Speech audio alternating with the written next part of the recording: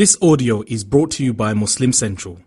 Please consider donating to help cover our running costs and future projects by visiting www.muslimcentral.com/donate. You're listening to Qalam Institute's podcast series, Seerah, Life of the Prophet, by Sheikh Abdul Nasir Jangda. Visit us on the web at qalaminstitute.org or find us on Facebook at facebook.com/Qalam Institute. Bismillah walhamdulillah wa salatu wa salamu ala rasulillah wa ala alihi wa sahbihi ajma'een.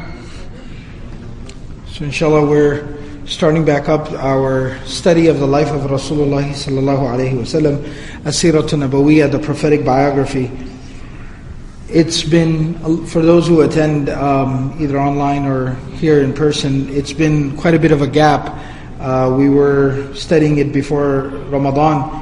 So just to kind of catch everyone back up, because we are kind of starting off in the middle of an overall discussion. We were talking about the journey of the Prophet ﷺ on the night of Al-Isra wal-Mi'raj, the journey by night from Mecca to Jerusalem and then the ascension above the heavens.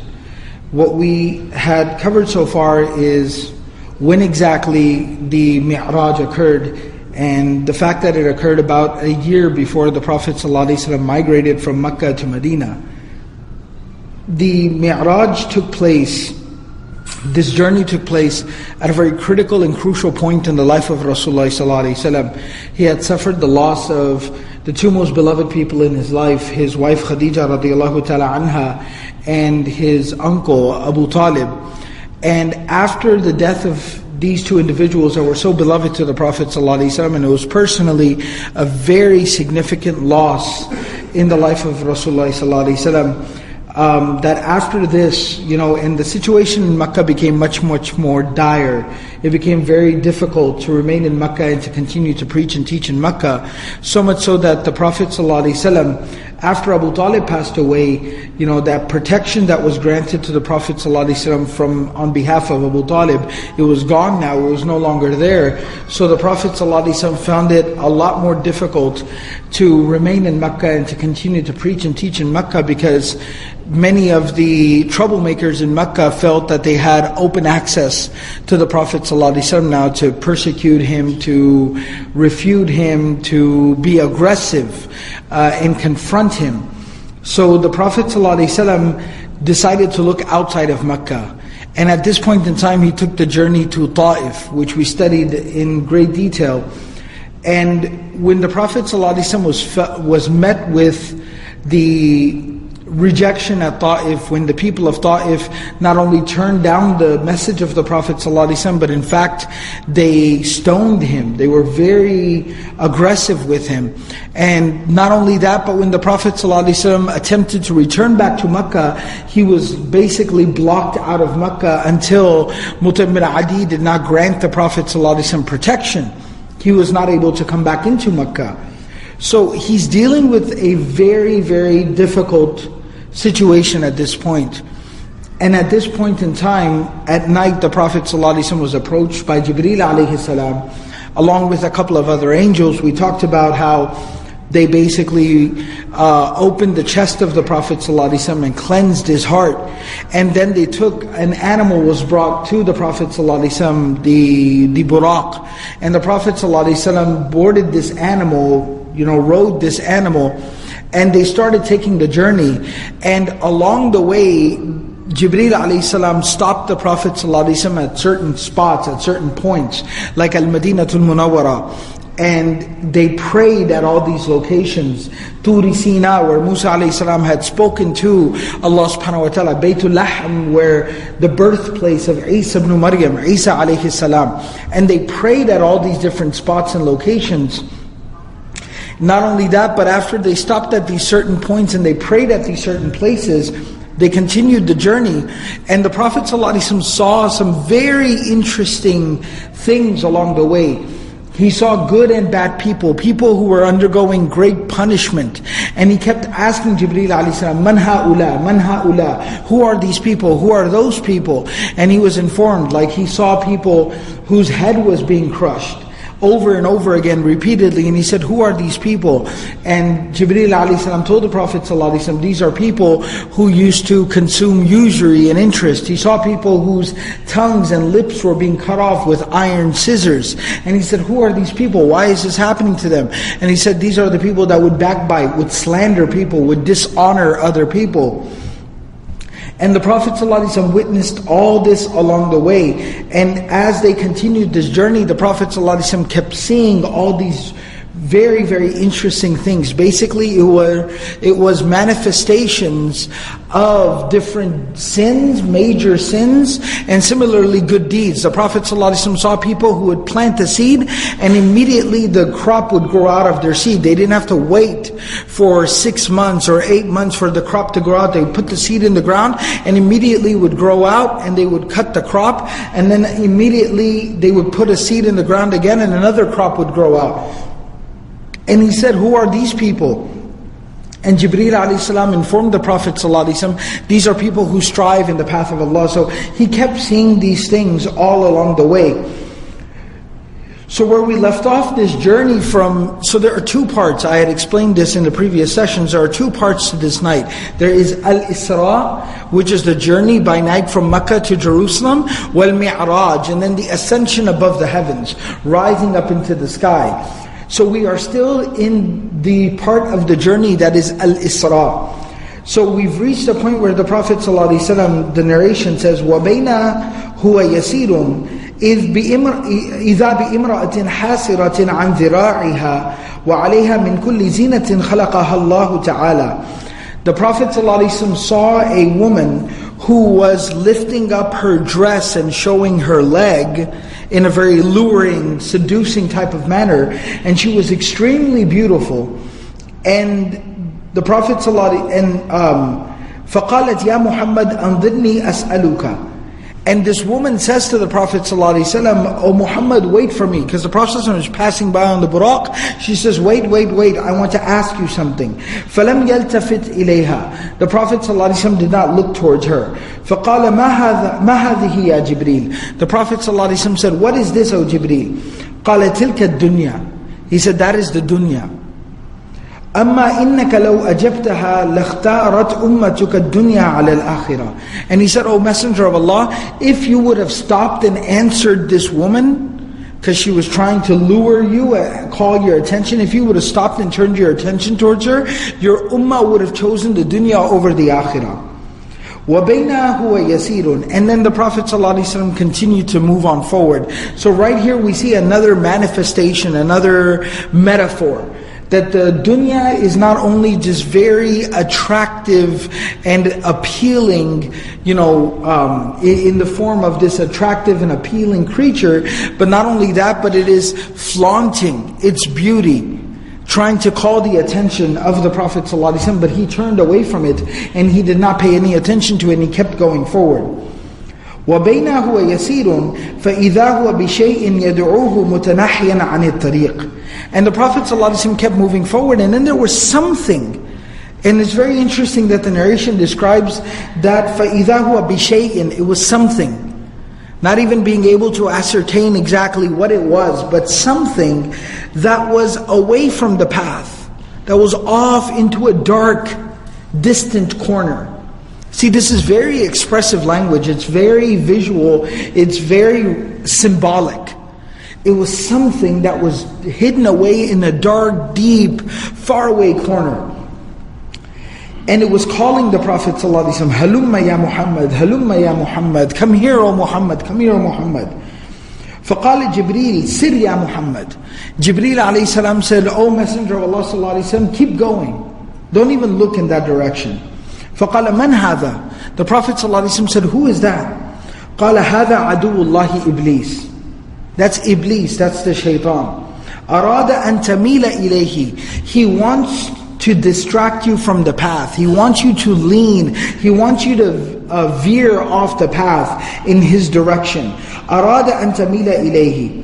He wants you to basically come off of the path. And again, that's very symbolic. If you pay attention to the nuances here, that shaitan is something that is dark and hidden away, off the path. And he's calling, trying to get you to stop and get off the path. So Jibreel alayhi salam tells the Prophet ﷺ, keep going. And in that is basically the ta'aleem, the education of the ummah, to not pay attention, to not get distracted, but to keep pushing on forward. And this is actually found within the Qur'an itself, that وَقَالَ الشَّيْطَانُ لَمَّا قُضِيَ الْأَمْرُ إِنَّ اللَّهَ وَعَدَكُمْ وَعْدَ الْحَقِّ وَوَعَدْتُكُمْ فَأَخْلَفْتُكُمْ وَمَا كَانَ لِي عَلَيْكُمْ مِنْ سُلْطَانٍ إِلَّا أَنْ دَعَوْتُكُمْ فَاسْتَجَبْتُمْ لِي فَلَا تَلُومُونِي وَلُومُوا أَنفُسَكُمْ. Allah tells us in Surah Ibrahim, I believe it is, that Surah number 14, that when everything is said and done, Al-Hasan Basri basically says, this is the khutbah of shaitan to the Ahlun Nar, to the people in the fire of hell. The shaitan will stand on a mimbar of fire and he will say this, address this to the people in the fire of hell, that, you know, Allah promised you something and I promised you something as well, but I lied to you. And then he goes on to tell them that I had no control over you. I could not make you do anything. I just simply called you. It is you who answered me. So don't blame me, but blame yourselves. مَا أَنَا بِمُصْرِخِكُمْ وَمَا أَنْتُمْ بِمُصْرِخِيَّ. I can't help you and you can't help me. إِنِّي كَفَرْتُ بِمَا أَشْرَكْتُمُونِ مِنْ قَبْلِ. That I completely disassociate myself with what you people did. Your actions are your own. So we find this here very symbolically presented in the journey of Al-Isra wal-Mi'raj, that shaitan again here cannot grab you and pull you off the path. What shaitan basically does is he calls you, he distracts you. It is we who make the conscious decision to basically come off the path, to get sidetracked. We make that decision. We undertake those actions. And those are our own. And that's why the advice of Jibreel alayhi salam to the Prophet ﷺ here was, Sir ya Muhammad, just keep going. Because he can't grab you and pull you off. He can just call you, Halumma ya Muhammad, Halumma ya Muhammad. Come here, look here, come over here. But if you keep going, all he can do is just keep sitting there and calling out to you. But you can keep on pushing forward. And that's exactly what happened here. وَسَارَ فَإِذَا هُوَ بِعَجُوزٍ عَلَى جَانِبِ الطَّرِيقِ. And the Prophet ﷺ kept going forward until he passed by a very old, decrepit woman. Ajuz, very, very old. This very old, decrepit woman, عَلَى جَانِبِ الطَّرِيقِ, on the side of the road. فَقَالَتْ يَا مُحَمَّدْ أَنظِرْنِي أَسْأَلُكَ. And again this woman says to the Prophet ﷺ, "Oh Muhammad, wait for me, I want to ask you something, so that I can ask you something." فَلَمْ يَلْتَفِتْ إِلَيْهَا. The Prophet ﷺ again did not turn towards her. فَقَالَ مَنْ هَذِهِ يَا جِبْرِيلِ. He said, who is this, O Jibreel? And Jibreel ﷺ says something very interesting. He says, إِنَّهُ لَمْ يَبْقَ مِنَ الدُّنْيَا إِلَّا مَا بَقِيَ مِنْ عُمْرِ هَذِهِ الْعَجُوزِ. That the amount of time that is left of the life of this world, dunya, the amount of time that is left of this dunya is the amount of age, the years that this old woman has left. And so the woman is described as ajuz, very old and decrepit. And so Jibreel alayhi salam is saying that how much time do you think she has left to live? Not much, very old, barely functioning. And so now Jibreel alayhi salam is saying that the life of this world, the dunya, that's pretty much all that's left of it, is however much time this woman has left. Now before I go forward, because here it's very interesting, one thing that's very, very important that needs to be understood here is a couple of very important points need to be taken from here. Number one is, as we've kind of appreciated in these 3-4 different scenarios that we've seen here, is that we see the symbolism, the way that these evils of this world, whether it be the temptation, the material temptation of this world, the way that it is manifest here, the way that it's being presented here, the way the shaitan is being presented here, the way that the time left of this world is being presented here, there is powerful symbolism. Very, very powerful lessons in even how it's being presented here on this miraculous night and in this miraculous journey. Number two is you have to appreciate the approach that is being presented here, the solution. the remedy, how to handle these things. Because these are things that we all struggle with. And it's actually a very simple solution. The very simple solution that's being presented here is don't pay any attention to it. Just look the other way.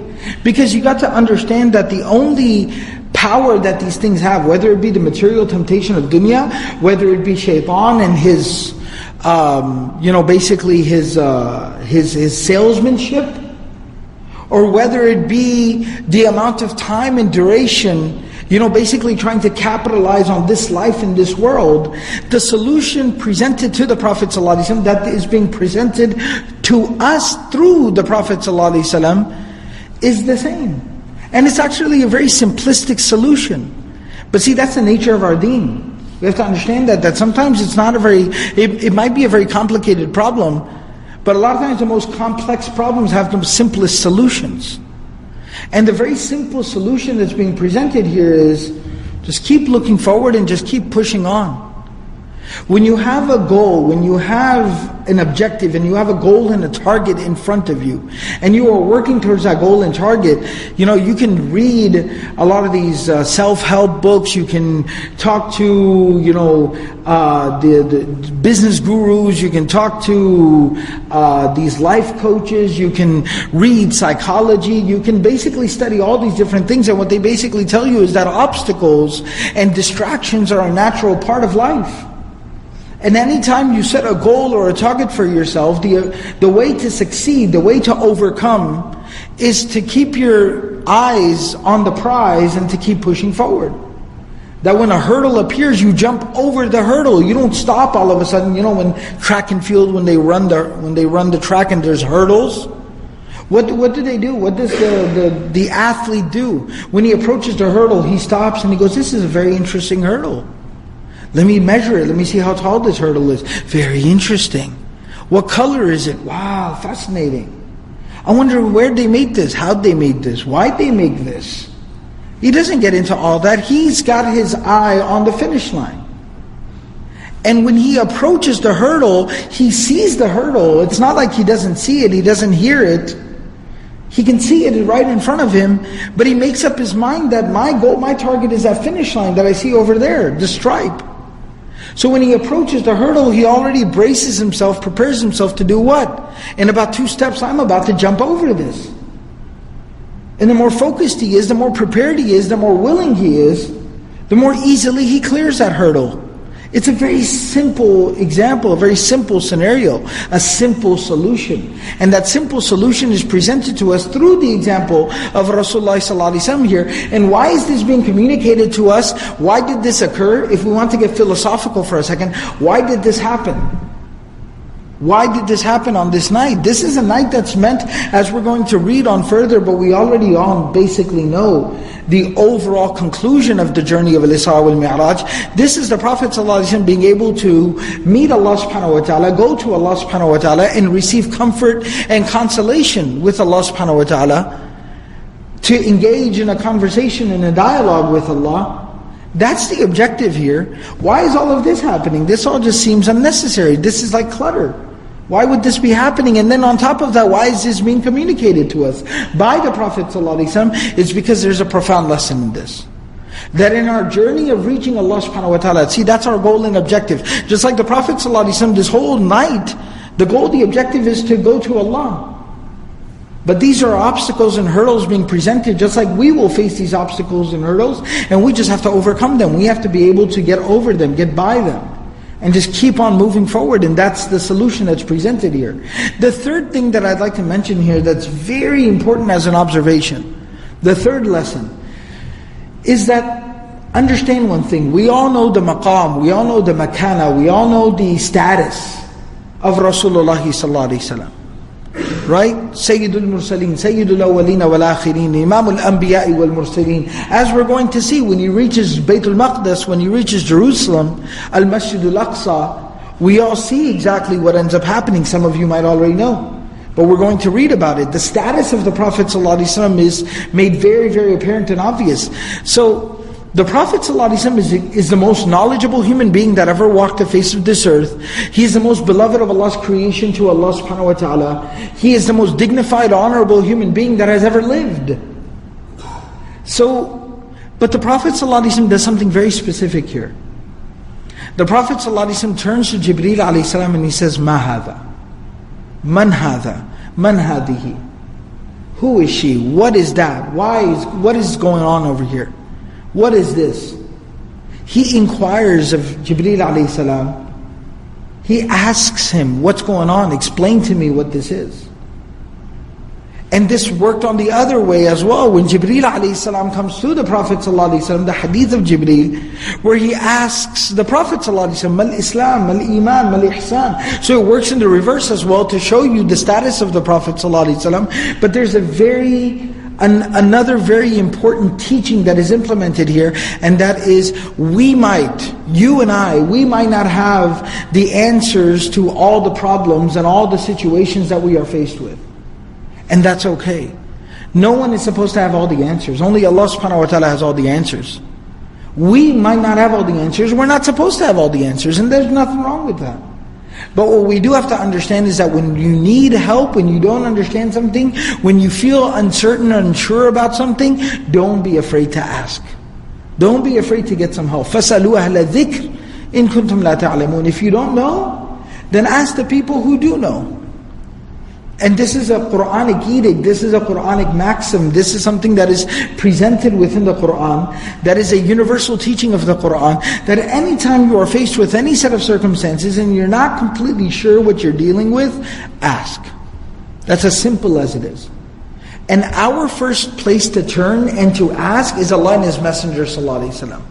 And that's why it's so important for us to study and to be in touch with the Quran and the Seerah, the life of Rasulullah ﷺ, because this is where we'll find the answers. And even beyond that, as an extension of that, when it comes to the understanding of that, this is why we go to the people of knowledge, why we sit with people of knowledge, and we seek out the answers to our problems, where we seek out the solutions to different issues that we deal with, as is demonstrated here. So view this as a demonstration. The Prophet ﷺ, by this point in time, has been preaching and teaching Islam for 12 years. Doesn't he already know that when temptation is presented to you, just look forward and you keep going? You don't turn towards it?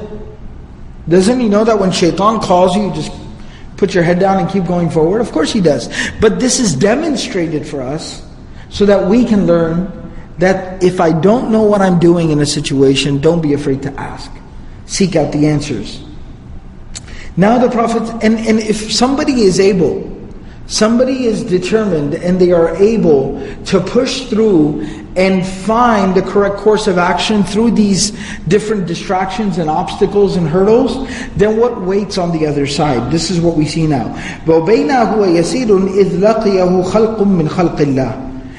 the Prophet ﷺ kept moving forward, and he was greeted by, he met with a creation from the creation of Allah. فَقَالُوا السَّلَامُ عَلَيْكَ يَا أَوَّلُ السَّلَامُ عَلَيْكَ يَا آخِرُ السَّلَامُ عَلَيْكَ يَا حَاشِرُ. And then the salam was given to the Prophet ﷺ. Assalamu alaikum, O Ya Awwal, the one who came first, or the one who is first in line. Assalamu alayka ya akhir, the one who comes at the end. So the one who is first in line, but also Assalamu alaikum, the one who came at the very end. Assalamu alayka ya hashir. Assalamu alaikum, O the one who gathers humanity, people together. فقال جبريل أردد السلام. Jibreel alayhi salam says to the Prophet ﷺ that respond, give the salam back. فَرَدَّ. So the Prophet ﷺ responded, he said, وَعَلَيْكُمُ السَّلَامُ ثُمَّ لَقِيَهُ الثَّانِيَةَ فَقَالَ لَهُ مِثْلَ ذَلِكَ. Then the Prophet ﷺ met the second person, and he said the same thing. He gave salam to the Prophet ﷺ in the same way, and the Prophet ﷺ responded. ثُمَّ لَقِيَهُ الثَّالِثَ فَقَالَ لَهُ مِثْلَ ذَلِكَ. Then he met a third person, and then the same way the Prophet ﷺ, he gave the Prophet ﷺ salam, and the Prophet ﷺ returned the salam. فَقَالَ مَنْ هَؤُلَاء يَا جِبْرِيلَ. And the Prophet ﷺ, who are these people, O Jibreel? قَالَ إِبْرَاهِيمُ وَمُوسَى وَعِيسَى. That this was Ibrahim, Musa and Isa alayhim salam, who are greeting you on your journey as you are progressing on towards your destination. That if we are able to persist and overcome the obstacles and the hurdles that are there, then what awaits on the other side is the consolation. And notice they didn't just give salam, but they are congratulating. Calling the Prophet ﷺ Ya Awwal means you are the first in line to enter paradise. Ya Akhir, you are the last of the prophets to come in this world. You are the first in line to go into paradise. You are the first in line to meet Allah subhanahu wa ta'ala. You are the first in line when it comes to virtue, but you are the last one when it comes to entering into this world, arriving in this dunya. Ya Hashid, you are one who has the ability, who has been given the transcendence to gather human beings, to gather mankind across borders, across ethnicities, across colors and languages and all barriers. Look at the ummah of Muhammad sallallahu alayhi wa sallam today. Look at the diversity in the ummah of the Prophet ﷺ. So they're congratulating him, and then such honorable, noble people that the Prophet ﷺ has been hearing about, reading about, talking about. Time and time again in the revelation of the Qur'an, he hears about Ibrahim and Musa and Isa alayhimus salam, and for them to congratulate the Prophet ﷺ and to encourage him to keep going forward. That type of encouragement awaits when somebody is able to overcome the obstacles and the hurdles. وَمَرَّ عَلَى مُوسَى. And then the narration goes on to describe that he passed by Musa alayhi salam, وَهُوَ يُصَلِّي فِي قَبْرِهِ عِنْدَ الْكَثِيبِ الْأَحْمَرِ. And Musa alayhi salam was praying in his grave near Al-Kathib al-Ahmar. Al-Kathib, عند الكثيب الأحمر. Al-Kathib al-Ahmar literally translates to as the red sand hill. And this basically refers to the mountains that are near where Musa alayhi salam was buried, that the Prophet ﷺ passes by and Musa alayhi salam is praying there. رَجُلٌ طِوَالٌ, that Musa alayhi salam was very tall. سِبْتُ آدِمٍ, that he had very long flowing hair, like straight hair. Like long flowing type of hair, straight hair. كَأَنَّهُمْ مِنْ رِجَالِ Shanu'a, that it was as if he was from the men of Shanu'a. Shanu'a was basically a Yemeni tribe that they had a very specific appearance, and it's actually mentioned that the people of Shanu'a were people that the Prophet ﷺ had praised. Not only were they very handsome men, the men of Shanu'a were known to be very handsome, they were very tall, they were very handsome, but they were also known because of their good character and their good akhlaq. They were very dignified people. So the Prophet ﷺ, trying to explain how Musa a.s. looked, he said he was tall, he had long straight hair, and then he says that the closest resemblance I can think of is, you know how those men from Shanu'a look? Then the Prophet ﷺ said he looked like that. But he also gave a very positive association, because the men of Shanu'a were known to be very dignified, mannered, cultured individuals. وَهُوَ يَقُولُ يَرْفَعَ صَوْتَهُ, that he was saying and he was raising his voice, he was praying very loudly, and he was saying أَكْرَمْتَهُ وَفَضَّلْتَهُ. أَكْرَمْتَهُ وَفَضَّلْتَهُ. He was speaking to Allah and he said, you have honored him and you have given him such great virtue. He's talking about the Prophet ﷺ. He's talking to Allah about the Prophet ﷺ, saying, you have honored him, Ya Allah, and you have given him such great virtue, Ya Allah. In fact, there are narrations that Abu Layth al-Samarqandi rahimahullah ta'ala, in his book Tanbihul Ghafilin, he actually mentions narrations that Musa alayhi salam, when he learned of the ummah of the Prophet ﷺ, that basically in his conversation with Allah on Mount Tur, when he went there for 40 days, he spoke to Allah subhanahu wa ta'ala, and Allah subhanahu wa ta'ala told him about people who will come afterwards. They will not have knowledge, but I will give them knowledge from my knowledge, Allah said. They will not have patience and forbearance, but I will give them patience and foresightedness from my patience and foresightedness, Allah said. And Musa a.s. said, Ya Allah, these sound like amazing people. Then Allah told Musa a.s. that people will come later, that they will commit so many sins, but they will turn back to me, they will make tawbah, they will repent, they will turn back to me. I will not only forgive them for their sins, but I will turn all their sins into good deeds. And he said, those sound like remarkable people, Ya Allah. And then Allah tells Musa a.s. that a people will come, when they make the intention to do a good deed, I will give them a good deed. Then if they actually do that good deed, I will give them 10 times the reward of that good deed. When they make the intention to commit a sin, I will not write down a sin for them. If they actually commit the sin, they only get one sin. But if after making the intention to do a sin will not be written for them, and if they don't do that sin, a good deed will be written for them, because they resisted the temptation. And Musa a.s. said, that's it, I've heard enough. Ya Allah, give these people to me. Let me lead these people. And Allah subhanahu wa ta'ala tells Musa alayhi salam that no, this people, this ummah is reserved for my beloved Habib Muhammad sallallahu alayhi wasallam. And then Musa alayhi salam basically asked Allah subhanahu wa ta'ala, is it possible for me to be amongst those people? And he said, no Musa, you have your own task. You do what I've asked you to do. You have to go back to your people. And so Musa alayhi salam is saying to Allah, Akramtahu wa faddaltahu. Ya Allah, you have honored this man. You have given him such great virtue. You have blessed him so much, Ya Allah. فَسَلَّمَ عَلَيْهِ فَرَدَّ عَلَيْهِ salam. And he says salam to the Prophet ﷺ, and the Prophet ﷺ responds to his salam. And he says, مَنْ هَذَا مَعَكَ يَا جِبْرِيلَ. And then Musa alayhi salam says, oh Jibreel. Because he recognizes Jibreel alayhi salam, and he says, who is this with you? And he says, هَذَا أَحْمَدُ. Of course, Musa alayhi salam recognizes and realizes the Prophet ﷺ, but this is like an opportunity. You know when you need to have formal introductions? So he says, introduce me. Aren't you going to introduce us? You know when you walk up somebody and say, you're not going to introduce us? So he says, Man hadha ma'aka ya Jibreel? Who is this with you? Introduce him properly. And he says, Hadha Ahmadu. And he introduces the Prophet ﷺ in a very beloved way. He didn't say Hadha Muhammad, he says Hadha Ahmad. And we've talked about this multiple times in the Seerah series here. But Ahmad was one of the names of the Prophet ﷺ. What's very interesting about the name Ahmad is this is actually the name that the mother of the Prophet ﷺ used to call the Prophet ﷺ. So Ahmad was like a more beloved address. So that's why because Musa alayhi salam is like a brother of the Prophet ﷺ. This is family now.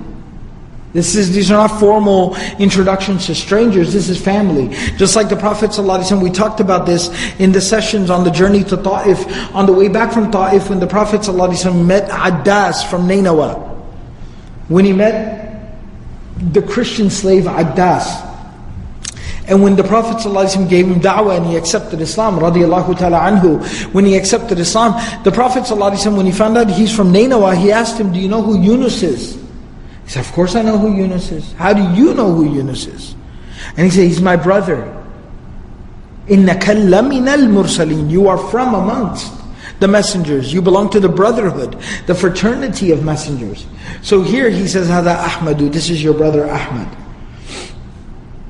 And then he said, مرحبا بالنبي العربي الذي نصح لأمته ودعا له بالبركة.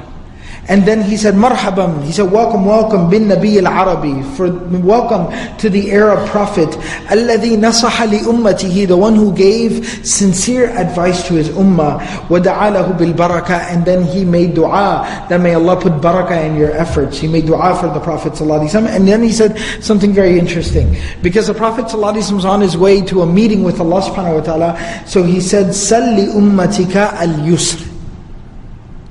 Salli ummatika al-yusr. And this is kind of like foreshadowing as well. He said, ask ease and facilitation for your ummah. You're about to go and get the ultimate opportunity to ask for whatever it is that you want. Ask ease and facilitation on behalf of your ummah. And so this is the advice that he gives to the Prophet ﷺ, and we'll learn more about that going forward. And really briefly, I guess because the word, the idea has kind of come up, this is rooted within the teachings of the Prophet ﷺ. In the Quran, you probably heard about it numerous times in the month of Ramadan. يُرِيدُ اللَّهُ بِكُمُ الْيُسْرَ وَلَا يُرِيدُ بِكُمُ الْعُسْرَ. Allah wants ease and facilitation for you. He does not want difficulty for you. The Prophet ﷺ said, يَسِّرُوا وَلَا تُعَسِّرُوا. Facilitate the religion for the people. Do not make the religion difficult and overbearing for the people. إِنَّمَا بُعِثْتُمْ مُيَسِّرِينَ لَا مُعَسِّرِينَ. The Prophet ﷺ even told the Sahaba, the companions, the Muslims, that when you go out and you preach the religion of Islam on my behalf to other people, realize and remember and recognize and understand that you have been sent as facilitators of the religion, not to make the religion difficult. Ad-deenu yusrun, because the religion in its essence, in its core, in its nature is facilitating. It is not suffocating. مَا أَنزَلْنَا عَلَيْكَ الْقُرْآنَ لِتَشْقَى وَمَفْهُومُ الْمُخَالِفِ إِنَّمَا أَنزَلْنَا عَلَيْكَ الْقُرْآنَ لِتَسْعَدْ. Right? Allah said that we did not send down the Qur'an upon you to ruin your life, to make your life difficult.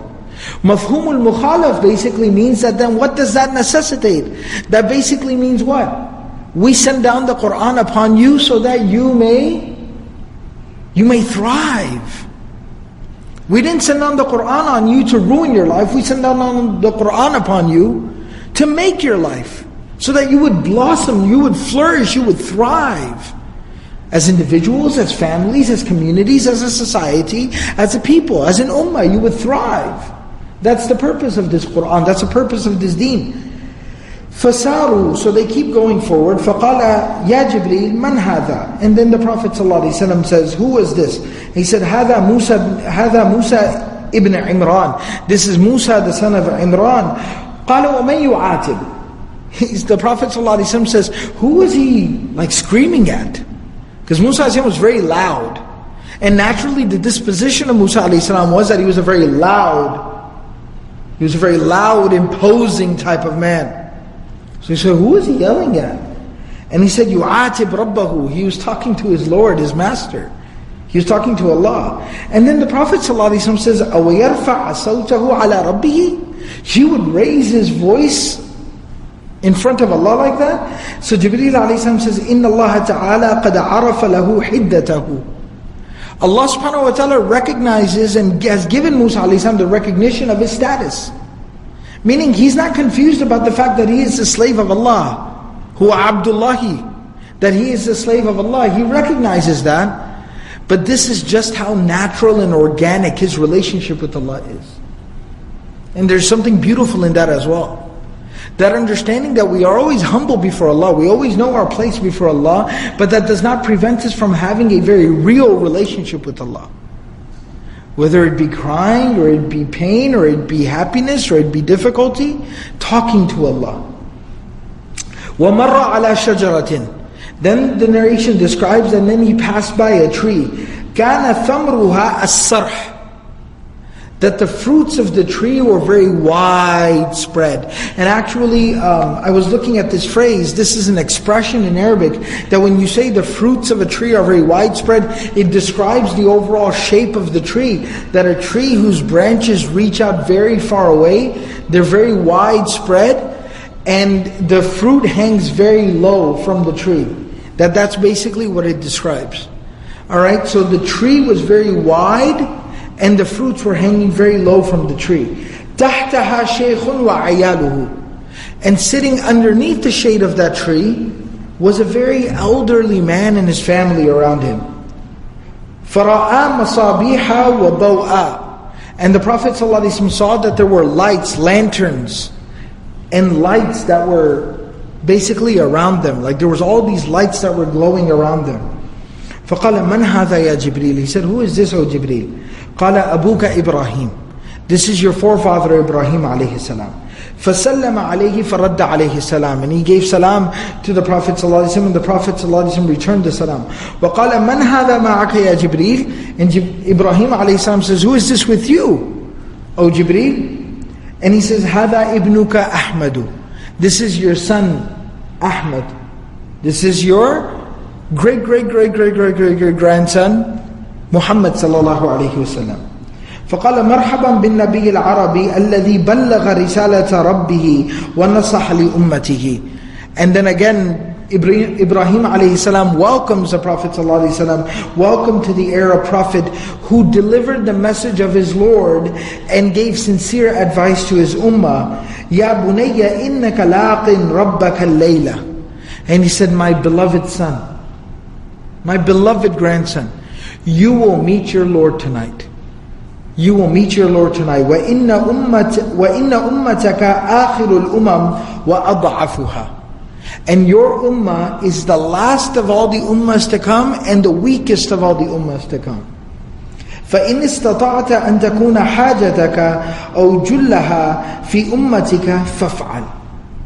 So he said that if you are able to present the needs of your ummah before your Lord, don't hesitate to do so.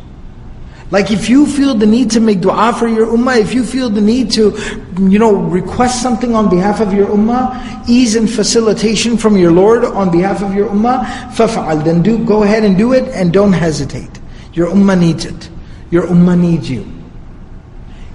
وَدَعَا لَهُ بِالْبَرَكَةِ, and then he prayed for barakah for the Prophet ﷺ. فَسَارَ حَتَّى أَتَى الْوَادِي الَّذِي فِي الْمَدِينَةِ يَعْنِي بَيْتِ الْمَقْدِسِ.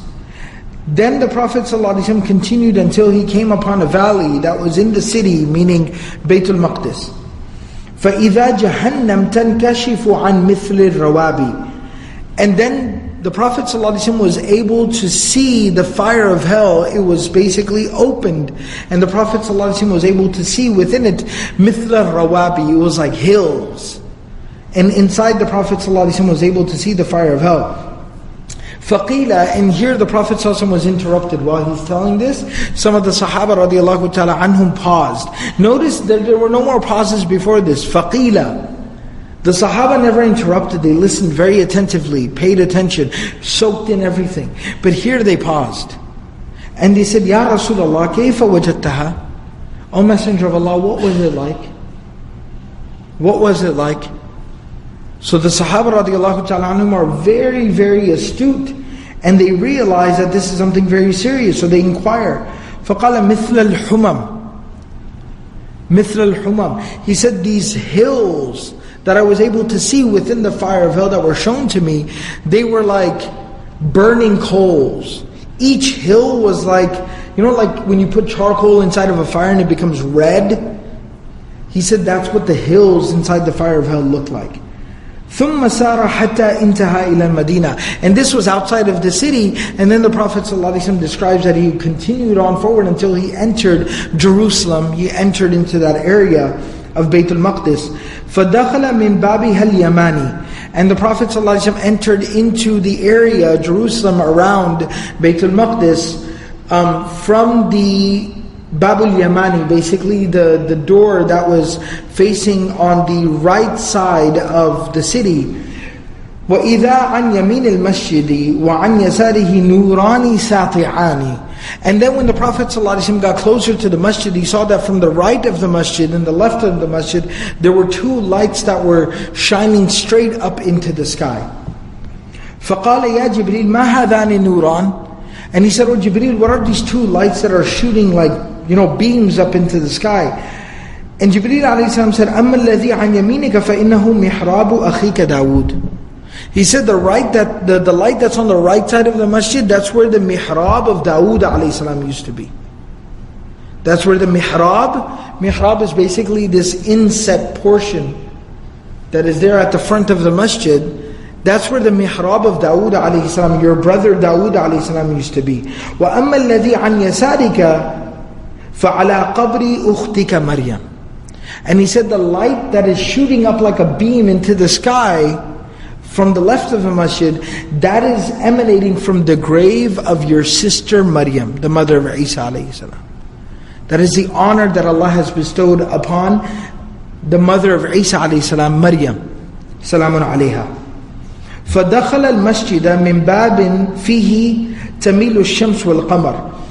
SubhanAllah, and then it's even beautiful. The Prophet ﷺ entered into the masjid from a door that the narration describes تَمِيلُ الشَّمْسُ فِيهِ تَمِيلُ الشَّمْسُ وَالْقَمَرُ. That even the sun and the moon, as they make their progressions through the sky, they peek in through that door. Even the sun looks inside Masjid al-Aqsa. Even the moon tries to look inside al-Masjid al-Aqsa. It is such a blessed place. فَأَتَى جِبْرِيلَ الصَّخْرَ الَّتِي بِبَيْتِ الْمَقْدِسِ. And Jibreel, there are two narrations here. Now I'm going to mention both narrations. Jibreel alayhi salam came to a rock that was sitting outside, that was attached to Baytul Maqdis. فَوَضَعَ إِصْبَعَهُ فِيهِ فَخَرَقَهَا. And then Jibreel alayhi salam basically put his finger into the rock, and the rock split up into two. فَشَدَّ بِهَا الْبُرَاقِ. And then Jibreel alayhi salam tied up the buraq to the rock. When it split open, then he used that to tie up the buraq. وَفِي رِوَايَةِ Muslim. But in the riwayah of Sahih Muslim, it actually mentions فَرَبَطَهُ بِالْحَلَقَةِ الَّتِي تَرْبُطُ بِهَا الْأَنْبِيَاءُ. That then Jibreel alayhi salam took the buraq of the Prophet sallallahu alaihi wasallam and tied it to a ring that was outside that was by the side of the door of Baytul Maqdis, Al-Masjid Al-Aqsa, and it was the same ring that all the prophets, when they would visit Baytul Maqdis, that they would tie their animals to. That ring was designated as the place where the prophets would tie their animals when they would come to pay their respects at Al-Masjid Al-Aqsa. That Jibreel alayhi salam tied the buraq, the transportation of Rasulullah sallallahu alayhi wasallam there, to continue that tradition, to fulfill that tradition. Alright, and again there are a couple of very interesting nuances, that this is tying the Prophet sallallahu alayhi wasallam. Not just tying him symbolically, but tying him literally to the tradition of all the prophets that came before him. Because this is exactly what he needed right now. With all the suffering and all the difficulty that was going on, this was providing that confidence to the Prophet ﷺ that what you're doing is right, just keep doing what you're doing. And then the second thing that needs to be appreciated about this is that I find it very fascinating. You see that Jibreel alayhi salam, even though the Prophet ﷺ was turning to him and asking him the questions, but we see that Jibreel alayhi salam is the one who is taking the animal of the Prophet ﷺ and tying it for him, meaning Jibreel alayhi salam is the one serving the Prophet ﷺ. Like we would call doing the khidmah of the Prophet ﷺ. So you see the status of Rasulullah ﷺ here. فَلَمَّا اسْتَوَى بِهَا النَّبِيُّ صلى الله عليه وسلم في صخرة المسجد. Then when the Prophet ﷺ basically entered into the main area of the masjid, قال جبريل يا محمد هل سألت ربك أن يريك الحور العين. And then basically Jibreel alayhi salam tells the Prophet ﷺ, did you ask, Muhammad, did you ask your Lord to basically show you, to introduce you to the women of paradise, the al-hur al-ain? And the Prophet ﷺ said, Na'am. He said, yes. قال جبريل فانطلق إلى أولئك النسوة فسلم عليهن. There were women on the side of the masjid, and he said, go and say salam to them. وهن جلوس عن يسار الصخرة. They were sitting on the side of the masjid. فانتهى إليهن. The Prophet ﷺ goes to them. فسلم عليهن. The Prophet ﷺ says salam to them. فرددنا عليه السلام. And they responded to the Prophet ﷺ. فقال من أنتن. He said, who are you? فقلنا خيرات حسان. Like Allah describes him in Surah Ar-Rahman, they say, we are khayratul hisan. We are the very good and beautiful women of Jannah, Nisa. And then they introduce themselves, and this is why I mentioned this, very interesting. They said, Nisa'u qawmin abrar. We are the women of men, of people who are very righteous. Naqaw falam yadranu. Ad-daran. Daran basically refers to filth. They said that we seek out the company of men who are good and clean, who did not filthy themselves, sully themselves, filthy themselves. وَأَقَامُوا فَلَمْ يَضْعَنُوا. And they stood firm before Allah subhanahu wa ta'ala, and they did not run away when the going got tough. وَخُلِّدُوا فَلَمْ يَمُوتُوا. And they've been given a life of eternity, and they will never die ever again. ثم صلى هو وجبريل كل واحد ركعتين فلم يلبث إلا يسيرا حتى اجتمع ناس كثير. Then the Prophet ﷺ and Jibreel alayhi salam prayed 2 rak'ahs, each of them.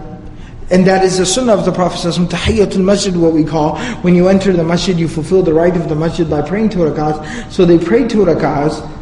And then they were not there for very long before the masjid became flooded with people. حتى اجتمع ناس كثير. A bunch of people entered into the masjid. فعرف النبيين من بين قائم وراكع وساجد.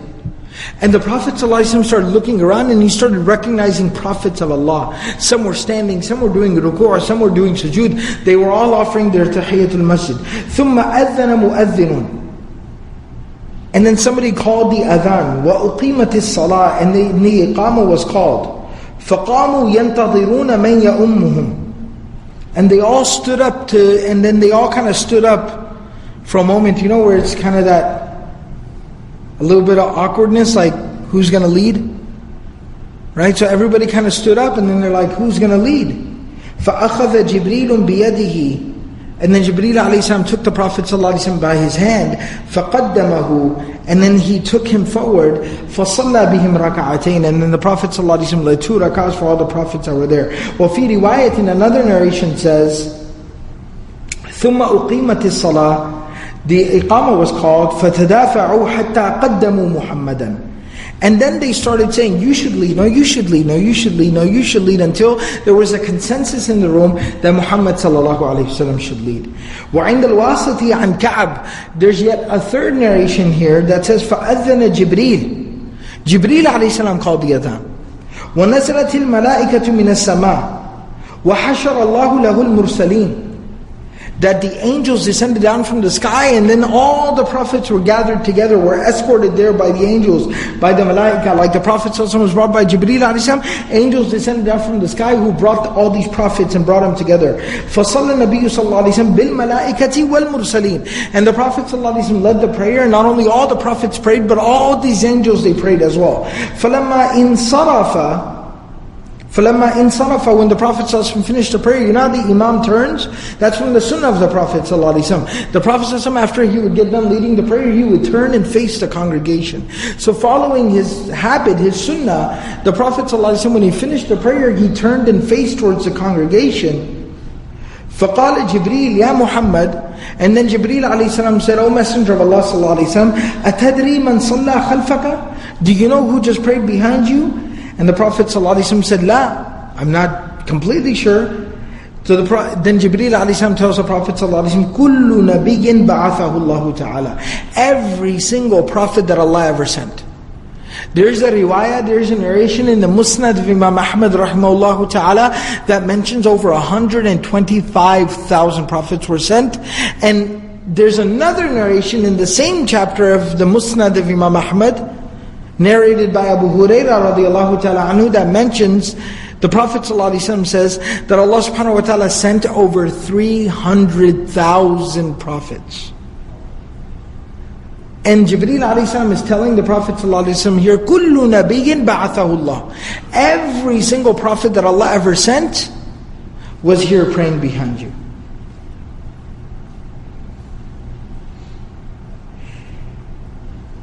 وفي حديث أبو هريرة رضي الله تعالى عنه وعند الحاكم وصححه البيهقي فلقي أرواح الأنبياء فأثنوا على ربهم. The Prophet ﷺ was able to meet the souls of all these prophets, and they all praised Allah subhanahu wa ta'ala. I'm basically going to pause and stop here because there's a very beautiful conversation that takes place between the prophets and the Prophet of Allah, Muhammad sallallahu alayhi wa sallam. There's a very beautiful conversation that takes place, but it's a little bit of a lengthy conversation that I'd like for everyone to be able to appreciate. So I'm going to go ahead and pause here, because what time is Salatul Isha? 9:45? It's 10 o'clock? Okay, never mind. Alright. So let's go ahead and continue then, inshallah. Or let's go ahead and pause. We'll go ahead and stop here, inshallah. I had a toothache today, so I'm loaded up on painkillers. I have no idea what time of day it is, mashallah. So we'll go ahead and stop here. We'll pause here, inshallah, and we'll continue next week. Basically, what we study in the following session is this conversation that takes place between basically after the salah is done, then the different prophets, they speak. And they basically talk about themselves and their experiences and their relationship with Allah. And then the Prophet ﷺ concludes the conversation by addressing them in conclusion. So it's like, basically there's a speaker panel, many different prophets, Sulaiman alayhi salam, Musa alayhi salam, Isa alayhi salam, they all speak turn by turn, and in conclusion the Prophet ﷺ speaks, and at the end, in the conclusion of all of this, then the Prophet ﷺ begins the second part of this night, that is Al-Mi'raj. That is the ascension into the heavens, and basically we'll continue on from there. May Allah subhanahu wa ta'ala give us the proper understanding of the life of Rasulullah sallallahu alaihi wasallam. May Allah subhanahu wa ta'ala allow us to implement everything that we learn, everything that we study from here. Just as a reminder, especially for the brothers and sisters who maybe are attending this week, like I said, for those who are attending, there's been a little bit of a gap. So if you'd like to kind of, refresh your memory and go back and kind of follow up on the previous sessions, alhamdulillah, we put them online on the Qalam Institute website. So you can go there, and it's all free and available for download or for listening, inshallah. So you can definitely go and access those sessions there. And we'll continue this class every Tuesday, inshallah, after Salatul Maghrib. And normally we'll go all the way to Salatul Isha, just keeping it a little bit shorter today. Jazakumullah khairan. Subhanallah wa bihamdihi, subhanakallah wa bihamdik. Nashhadu an la ilaha illa anta, nastaghfiruka wa natubu ilayk.